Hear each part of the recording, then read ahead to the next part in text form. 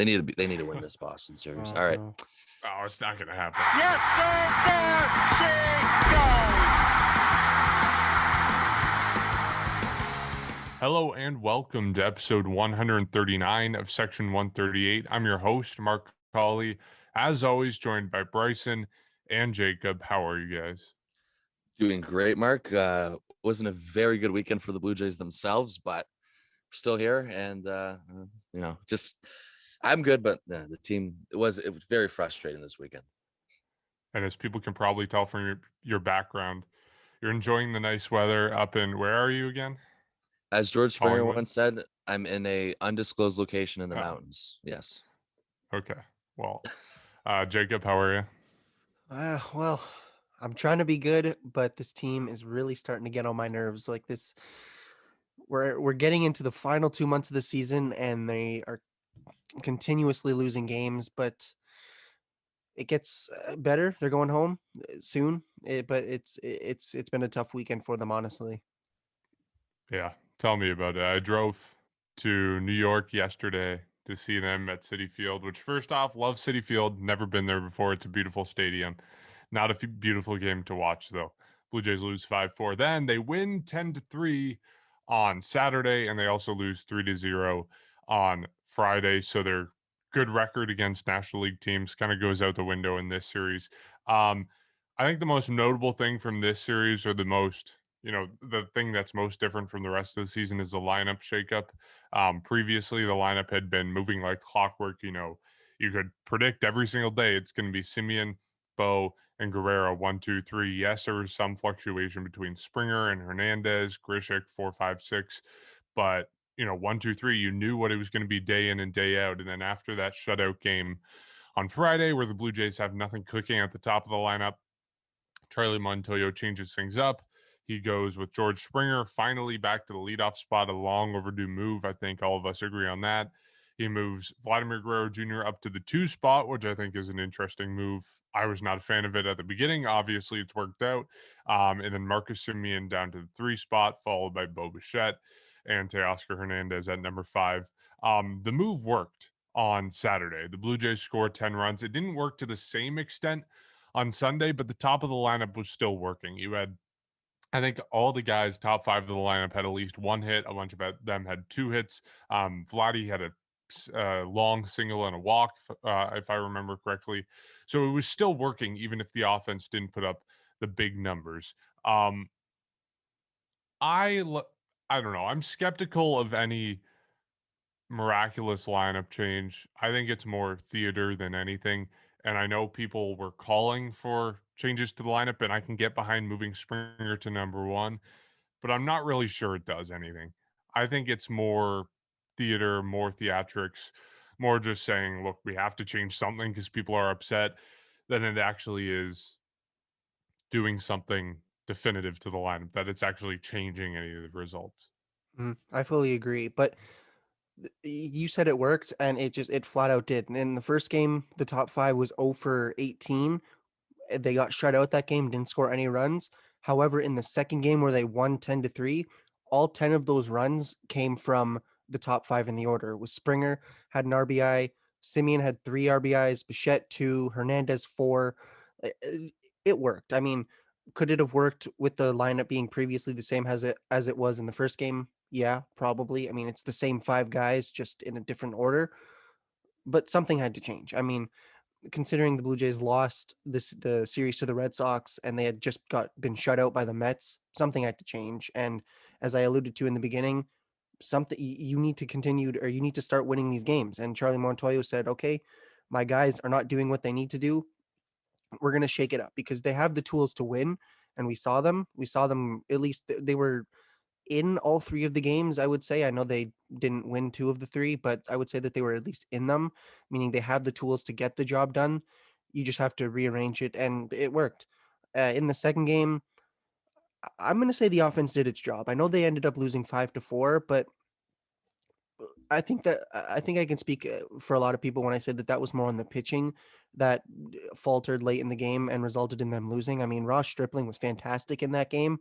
1 run over 5 innings, but the offense, it backed him up. I mean, it gave him, I believe they were down when he left the game, but eventually they scored 3 runs and then another run later in the game. So that gave them at least a chance. And then, I mean, late innings, you see Ryan Barucki and Jacob Barnes both giving up 2 earned runs. And Jacob Barnes didn't even record an out. Ryan Barucki only a third of or 2/3 of an inning, but in terms of that, it didn't necessarily work. However, the offense, I think it's fair to say that shifted up a little bit, changed things up, and it worked. It flat out did. And I fully expect to see George Springer in the leadoff spot all 3 of those games or all 4 of those games actually in Boston. And you know what? Keep it like this until something alludes to the fact that you need to change it. And I don't think it does.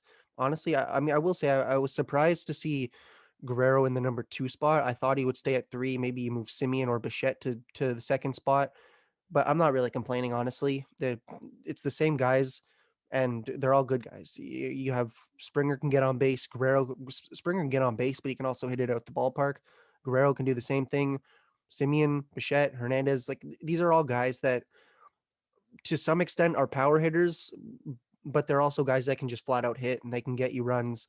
They can do absolutely anything and they can get you to the bottom of the order or middle to the bottom of the order, turn it over, then the same guys again. So I'm not worried. I'm not worried about the offense going into the Boston series. I'm excited to see how they're able to continue this. I know Boston is a better team than the Mets, arguably, but something I think had to change because you can't get shut out by the Mets, lose the series to the Red Sox, go into another series against the Red Sox.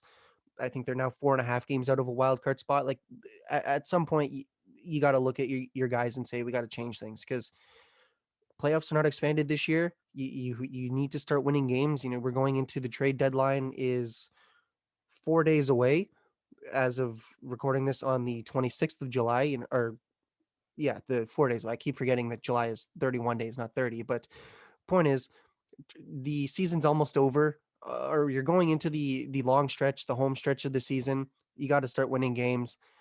And Charlie Montoyo's looking. I think he's looking like a genius for that move. And I'm excited to see how it's able to carry on uh, to basically against Red Sox pitching. Yeah, I love the lineup move. I don't know if you guys obviously don't as on board as me. I'm just not surprised either. I thought George Springer leading off was long overdue, and I think that all of us know that he is most comfortable batting one. He came here to bat one. This goes all the way back to his, I guess, video conference back in January or whatever it was that he wanted to bat one, but he understood given all the time that he's missed. People like Marcus Semien, Bo Bichette, Vladimir Guerrero Jr., the original starting or first 3, they were hot and they had to stay there. And for someone like Springer, for the time being when he came back, hitting cleanup was pretty much the only option for the start.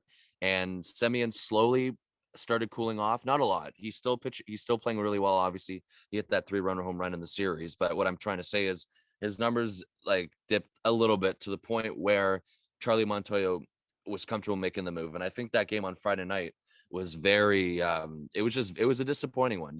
It's a 3-0 loss. Even Steven Matson is returned to New York, is return to Citi Field, gives up 2 runs in the first inning. That's okay, a little bit shaky, but however, he ends to start off very good. He goes up, I think it was about six innings of allowing 2 earned runs. And all of a sudden, the Jays can't get anything going offensively. Only 3 hits that game as well. It's not like they had base runners. They had nothing that game. And they have a little bit of a spark. We spoke about the game on Saturday as well. They come out, they put up 10 runs, and they win 10-3. And that was obviously a much better outcome. That was an outcome where a lineup change paid off, and I think we're going to see that. But yeah, going back to the Vladimir Guerrero Jr. at second, I think I was also surprised as well. But I personally really like the move because at first when I saw it, I definitely got a little bit confused. But you can understand why that happened. And we were also talking earlier on the season too. If George Springer eventually takes over the leadoff spot, would someone like Bo Bichette also possibly move down? Because then if George and then maybe Marcus Semien hits second, either way, George Springer hitting leadoff opened up a lot of possibilities and pretty much shuffled the entire deck. So that's pretty much what happened with that. 1 through 4, it's a lot different now, but I just really enjoy the fact that George Springer gets to bat leadoff, and you have Marcus Semien also hitting third or hitting cleanup, who's been a power hitter this year. It's really good balance for the lineup, and I like the change, and I think it was necessary for the last whatever 160 games going on. So that's why I personally enjoy it, and I mean, we'll see what happens as well. You have Teoscar Hernandez batting fifth, and I think it keeps the lineup pretty much complete as well. It's a very deep lineup, and the only problem now is this team still isn't getting over the hump. They're still not winning series, and they're 4 games back of the wild card, the second wild card spot, like you mentioned, Jacob. But it's just at this point they're hovering about 500 still. We're at July 26th, like you also mentioned. The trade deadline is coming up. When are they going to get over the hump, and when are they going to get closer to that playoff spot, that second wild card spot? And who knows how long it's going to take. It's just something that's kind of frustrating a little bit fans, because we don't know if this team is really legit, if they're not. It's just, I don't understand what the heck's going on. They're inconsistent for sure, but honestly, yes, they need help. We know that. Hopefully by Friday, they return back to Rogers Center. Maybe they have a different team by then. Maybe they go out and make some moves, and I think we are expecting moves. It just, to the extent we don't know exactly what's going to happen. We know that the Jays have had scouts recently at I think it was the Cubs and D-backs game. That's always interesting, because we know that the Cubs are going to be pretty much one of the biggest sellers in the league, a few aside from a couple other teams. So there's a lot of options from the Cubs, but I just, after the deadline, heading into August and September, I know it's almost been like we've been a broken record all year, but it's true. They got to do better than this. And that's why it's frustrating if they're legit or not. You lose 2 out of 3 to the Mets, who arguably you're just as good as the Mets. The Mets aren't that good. They're not. When you look at their lineup, it's not a very scary lineup, other than a few guys like Pete Alonso, Francisco Lindor, even though Francisco Lindor is currently injured. It's just, it's disappointing because of that. And now that the Jays lose 2 out of 3, you got to go to Boston for 4 games, 4 tough games. It's going to be a tough series at Fenway for 4 games. So you hope that they can maybe split it at the worst case scenario. I'm not asking, I'm not expecting them to sweep Boston. That would obviously be great and huge for the division, but you're expecting the Jays to take at least 2 games from them. And I hope that they can do that, and that can kind of build their momentum as they come back home. But either way, a disappointing series for sure this weekend at Citi Field. Yeah, the name Pete Alonso now gives me PTSD from this series. 3 home runs in this series. You're looking at a mirror image of him. So yeah, I love him. He's awesome. He's a lot of fun to watch. We all saw his celebration after the home run on Sunday, and seeing the fans react to him. It's great. And by the way, like New York Mets fans, I may have been cheering against them, but they were great. It's not like going to Boston, you get made fun of if the Blue Jays lose. I didn't hear a word from them that was negative. People were complimenting the new blue jerseys, talking about Guerrero and all that great stuff. So they were great. But yeah, Pete Alonso, PTSD from now on. But yeah, the Mets aren't that great. Like, you look at where they are right now. If the Blue Jays were playing in the NL East, we would be having an entirely different conversation about how good they are. Like, the Mets are, 3 games ahead of the Blue Jays? Like, they have 3 more wins, 4 more wins. And yet everyone's talking about them as this great team because they're in first place in the NL East. But it's only because the NL East is the worst division in baseball, besides maybe the NL Central. Like, you look at the depth of the American League East, the depth of other divisions like the NL West compared to how bad the NL East is, it's just ridiculous. And it makes me jealous for them, because the Blue Jays are in 4th place. Maybe they're back up to 3rd place over the Yankees. I don't know. But 4th place in the American League East, when they would be a couple games behind 1st place in the NL East. It's frustrating to say the least. But yeah, I don't know what this team is. Like you said, Bryson, they're so inconsistent that it's impossible to nail down how good they are, what they're going to do at the deadline. Like, even going back to like 2014, the 2014 team went on, I think it was an 11-game win streak near the start of the season. The 2015 team went on, I think, 2 11 games win streaks, one after the deadline, one earlier in the season. We just haven't seen that from the Blue Jays. Their longest win streak is 5 games this season, 6 games this season. They just haven't been able to string together long win streaks or even long losing streaks. As soon as you think the Blue Jays are finally breaking through and taking off, and they're going to climb in the wild card race and in the division, all of a sudden they start doing badly, like after we saw with that series against the Rangers. And when you think they're dead, when you think they're, over with, we saw that 6-game losing streak at 2 times this season, all of a sudden they come back and they win a bunch of games. So I don't know. They seem like a 500 team to me. That's what we're looking at right now. They're a couple games over 500. They can't string together wins. They refuse to string together losses. They're a middle of the road team, and I think that's what's frustrating going into the trade deadline, because we don't have a clear picture of what their potential is, what they are as a team. But I do hope that the Blue Jays make some moves. I don't want them to be all out aggressive. I don't want them to send prospects like Orelvis Martinez or Gabriel Moreno anywhere, but they got to make some moves, and they can improve the team, next year, the year after that, while still improving the team this year. So that's what I'm hoping for. The last thing on the lineup changes, I think Alejandro Kirk should be batting higher. Um, I think, how good he is offensively. We saw it on Sunday, 2 for 4 with a double. Yes, he has holes in his game. He's not a great base runner. We saw him get picked off. He almost got picked off at another point in that game. But he should be batting higher. I think the power of his bat, the pure skill of his hitting deserves him. He deserves to bat higher in the lineup because of that. See, I agree with you, but the one I think issue is the fact that basically the top 2/3 of the lineup consists of guys that are probably top tier hitters in baseball. And I mean, I don't think he's going in the top half, the top, I think 4 or 5, because we mentioned that the top 4 or 5 are some of the best hitters, and you're paying a ton of money for these guys. But after that, I think you have Grichuk, Espinal, and usually a DH. They didn't have a DH because they were in a National League park, but usually you'll have Espinal, Grichuk, Gurriel, guys like that towards the end of the lineup.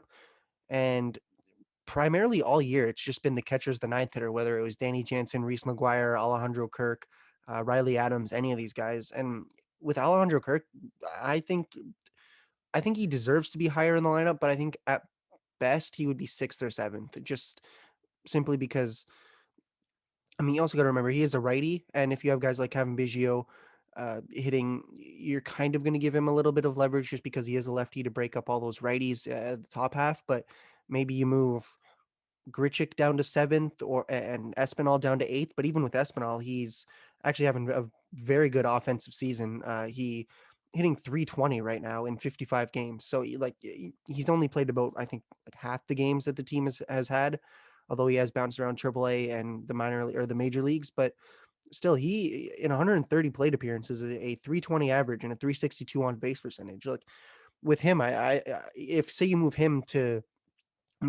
down to the 9th spot or something like that, and you switch him and Kirk, I think we would have the same debate about whether whether he should be up higher in the lineup, something like that. But so with that said, I think it's just the nature of the Blue Jays lineup and the fact that it is so deep and you have so many guys that are good, and then you have guys that are just kind of surprising you. I mean, Santiago Espanol, I didn't expect him to be this good. Like, I know he had a good season last year. I didn't expect him to be hitting anywhere close to this. I was thinking maybe 250, 260 was realistic for him. He's hitting over 300. I don't think you move him down. And with Alejandro Kirk, he has missed a ton of time, hitting 255 currently after only 19 games. I think the best option, I think, is maybe just to leave him in the 9th spot, not because he doesn't deserve to move up, but just because you have so many guys that also don't deserve to move down. And I don't think that deserve to move down should maybe be the way to describe it, because I don't think any of these guys deserve a demotion and go lower in the lineup. It's just you have so many guys to the point where naturally when you piece together your lineup, there's going to be guys that are good hitters hitting lower in the lineup just because of how many good guys there are. And I mean, you look at even Gurriel, he's primarily hitting in the 8th spot or the 7th spot. And he had a very slow start to the season, but he's currently sitting with a 266 average.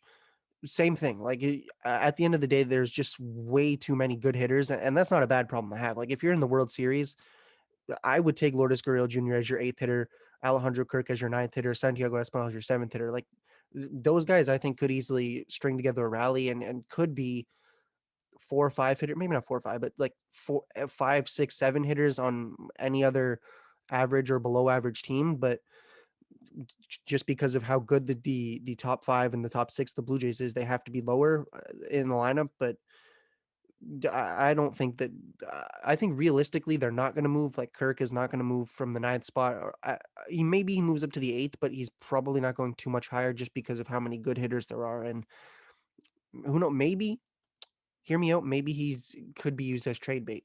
Blue Jays, they have the offensive capabilities.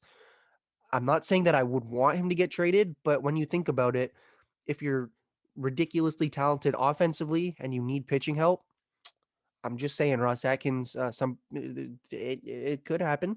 Probably not, but it is an option. I mean, maybe not with Kirk because realistically, Reese McGuire's been okay offensively, but the catcher spot has definitely not been the position of offensive talent for the Blue Jays throughout the last couple seasons. But it's a good. I think it's a good problem to have. Do I think Kirk is gonna move up? Not really, just because of the nature of how many good guys they have in the offense or have in the lineup. But it ideally in any other team or with any other team, pretty much everybody in the bottom of the Blue Jays lineup would be hitting, I think, a lot higher. Yeah, that's a tough one, but I'm happy first of all that Alejandro Kirk is back because we've been talking about him. We know that he had to kind of stay in AAA for a few weeks because Reese McGuire was hot. And I just want to correct myself earlier. Marcus Semion's batting 3. Bo Bichette is the cleanup hitter. Teoscar Hernandez is 5. And then I'm just going through maybe where you can move Kirk up. And after Teoscar Hernandez, I think it's fair game. I think you can put anybody there. And regardless or not, Randall Grichuk can move down a few spots. I still like Kevin Biggio hitting 8 or the bottom 3, which means I'm fine with him hitting 9th potentially. I think Gurriel, I think Gurriel's also good at the bottom of the order. So there's options, but honestly, like why not? Why can't you have Alejandro Kirk or someone hit 6? Why not change it up? Move Randall Grichuk down to 1 spot because we've seen him a few times this year hit out of the 7th spot. And you can be flexible. You've changed things so far. We know that what they've done to the top 4, it's completely changed now. And for someone like Alejandro Kirk, if he continues to swing the bat well, I know he had a pretty good series himself this weekend, and even before he got injured, I don't really look at his numbers too seriously because we know he was starting to heat up before he got injured. So that's why I don't know if it's a true reflection of how he's actually been doing. And he is an offensive spark. He's an offensive spark for this team. He's arguably the best offensive catcher on this team. And for the time being, you're going to have Reese McGuire and Alejandro Kirk as their 2 catchers. So when Reese McGuire plays, I'm fine. I think it's good for him to hit 9. But if Kirk continues to heat or continues to get going and heats up, after Teoscar Hernandez, why not? Why not move Randall Grichuk to 7, keep Gurriel at 8, maybe move Biggio to 9? You have the flexibility to do it. And if Charlie Montoyo wants to continue getting creative, I think it's something that you can seriously consider. So that's why I'm not against the idea at all. I never really thought of it. I'm just glad that Alejandro Kirk is back with the team, and I think it was long overdue as well. He just kind of got caught in the middle of Reese McGuire's hot streak, and Reese McGuire himself right now is also cooling down. So it'll be interesting to see how they handle that when Danny Jansen gets back. I don't know when Danny Jansen's going to get back, but based on what Charlie Montoyo said, it's not good. He's going to be out for probably a little bit longer than he was the previous IL stint, and he pulled, I think it was the exact same hamstring. So it's not good at all for, I guess, the future of Danny Jansen this season. Hopefully we see him back, though, maybe middle of the end of August. But again, we do not know the timetable. But Alejandro Kirk hitting 6 is something that we can definitely, or is 6 is something I can definitely get behind. And I think that's really the only place I see him hitting due to the other 5 ahead of him. It's just that, that those lineup or those 5 people themselves, I think those guys are locked in of where they are. And that's why after 5, I think it's a fair game and you can shuffle anything else out. And that's why I think Alejandro Kirk hitting 6 is potentially something that I could easily get behind. Yeah, I'm not talking moving him up to like the 4 spot or anything. I just mean moving him up a little bit, like you said, to 6th. I think, if you're playing in a National League park, having him hit right before the pitcher, it just seems like a waste. If he's going to get on in 2 of his 4 at bats, why are you putting him right in front of the pitcher where they're going to automatically get another out? put him sixth, like you said, put him in front of after Teoscar Hernandez, have someone like Santiago Espanol or Randall Grichuk be able to drive him home. As much as Santiago Espanol has good numbers this season, I think they're a little bit misleading. I think he has been getting a little bit lucky. Yes, I mean, he's proving us all wrong this year. He's putting up great numbers, which is awesome. I think he should certainly get more playing time over Kevin Biggio at this point. But I do think he's getting a little bit lucky. I think the numbers are a little bit unrealistic. He's not going to hit whatever he's hitting now, 320, 330 over a full season. It's going to be, I think, in a best case scenario, 270. But still, he's a good bat to have at the bottom part of the lineup. And I think Alejandro Kirk should be batting in front of him. We've talked previously about the trade deadline, mentioned it a little bit earlier, but we really don't know what the Blue Jays are going to do. I can't remember a season of the Blue Jays in the past, 10 years where things have been this unknown or up in the air just really 4 days before the deadline. It's the 26th as we record this. The deadline is on the 30th. I have no idea what the Blue Jays are doing, and I think a lot of teams are in this same place. It's not just the Blue Jays. We were talking about the NL East earlier. You have teams like the Phillies, the Braves. They have no idea where they are. You have the Nationals, the Cubs in the Central, although it looks like they're definitely going to sell. So many teams just don't know what they're doing right now, because I feel like the postseason picture this year is different than it has been in previous years, especially for the Blue Jays. The Blue Jays aren't out of it, but they're not, directly within striking distance. They gotta make a push if they want to make it to the postseason, but I don't know. I really have no idea what's going on with this team. I have no idea where they are, and I think a lot of people are in the same position. I think I heard them talking about this on Jays Talk, but the Blue Jays aren't going to, um, rip up the plan last minute and change things totally over the next 4 or 5 games. I don't care if they lose the rest of the games. They're going to stick to their plan. This is a front office that is very clinical, scientific, cold and calculated. They don't, flip plans on the flip of a switch. They have exactly what they want to do laid out, and I don't think that changes whether the Blue Jays win or lose. It's just a question of what that plan is. Like, what in the world are they thinking? I have no idea. I can't guess. I really think it's unlikely that they move someone like Marcus Semien or Robbie Ray, but it's not out of the question. Buster Olney on ESPN Baseball Tonight, Sunday Night Baseball. Yesterday, he mentioned that Marcus Semien, this doesn't come as a surprise, but Marcus Semien could get a huge draw on the trade market and that he could perhaps emerge on the marketplace as an infielder available to contenders. So, you never know. It's up in the air at this point what the Blue Jays want to do. So I'm interested in your thoughts about what you guys think the Blue Jays approach will be over the next week, but I am as baffled as anyone. I have absolutely no idea what they're going to do, honestly. The way I see it, the team that they have right now, with a few exceptions, with some guys that are going to be upcoming free agents, is the team that will eventually take them to the World Series. And if it's not going to be this year, I predicted it when they signed George Springer. I was probably inaccurate with that, but realistically, the team that they have right now is the team that's going to, this is their core. And if you go and acquire somebody, we talked about Nelson Cruz, he's not available anymore. Say you acquire him or you acquire an elite starting pitcher. I don't think that that's enough to get them to the World Series, even if it was this year. Or I don't think that's maybe enough to get them to the playoffs. And that's primarily because the core they have is still probably a year away from getting them there. Honestly, that's just the way I see it. Like, we know the offense we talk about, the offense it is what it is. It's a good offense. It's pretty much guaranteed all of them, all the guys they have for next year. Same thing about some of the pitchers.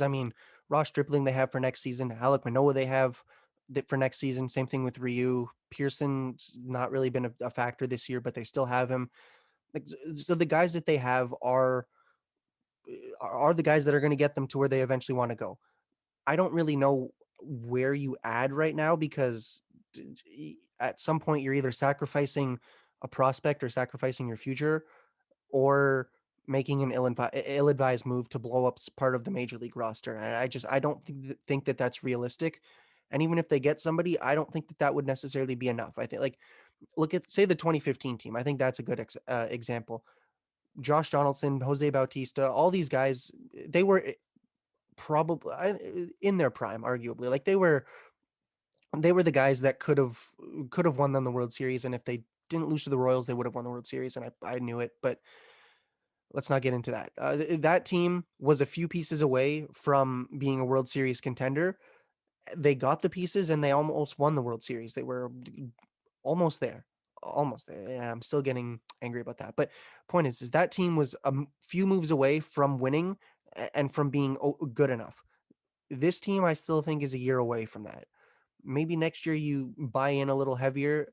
Maybe you don't even need to, because all your guys that are a little bit younger have finally finished developing, and maybe they're starting to enter their prime. And that's, I think, that's probably more in Shapiro and Atkins' mind than let's try and win right now, because they're not winning right now. Even if you do acquire somebody right now, I would argue that it would probably be a waste of an opportunity, because say they got Nelson Cruz.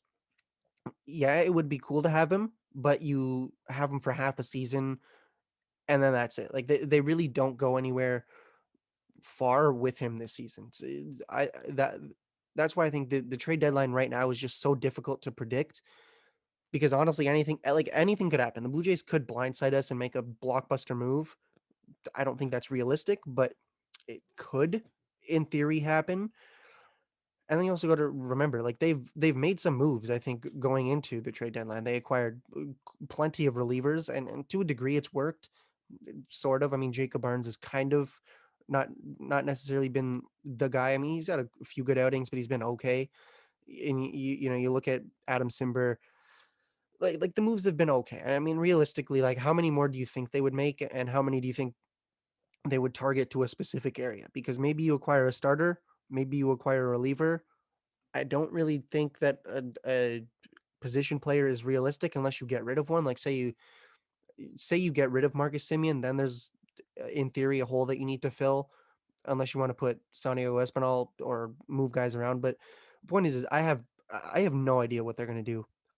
I don't think that they're honestly going to do much. I think maybe the moves they made were it, unless there's a deadline deal that's sent into the league 15 minutes or 10 minutes before the deadline at, I think it's 3 p.m. Eastern. So maybe they try to get something done, but I don't think that there's going to be many moves, because at the end of the day, you have to ask yourself, if is this team a piece away from going on a run? And I don't really think that it is, because like even when they lose, it's not because it's one thing. Like, yes, the bullpen has been atrocious at times.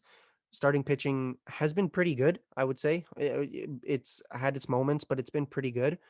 Offense has been good, but it's also had some cold spots. So do you fix the bullpen? Do you fix the offense? Do you fix both? You know what I mean? Like, it's the team. I think it's a year away, I think, from being complete. And the guys that are going to make it complete are primarily the guys on the field right now. Maybe you acquire somebody that can slightly help you, and then hope that that team is able to take you to the playoffs. But it's not going to be. I don't think that there are going to be any big moves. I think the biggest move they made was Adam Simber and Corey Dickerson. Honestly, I really do, and I don't think that there's going to be too many more acquisitions or transactions going into the last couple days. Yeah, I mean, part of me wants to say Chris Bryant and Craig Kimbrell to the Blue Jays in a blockbuster deal, but yeah, it's not going to happen. Kimbrell would be amazing if the Blue Jays got him. He's a Hall of Fame caliber guy, the career he's put together, and could not complain about that. But I don't think it would turn the Blue Jays around. I don't think it would be enough. But to your point, Jacob, like, I honestly think this team is a lot better than their record.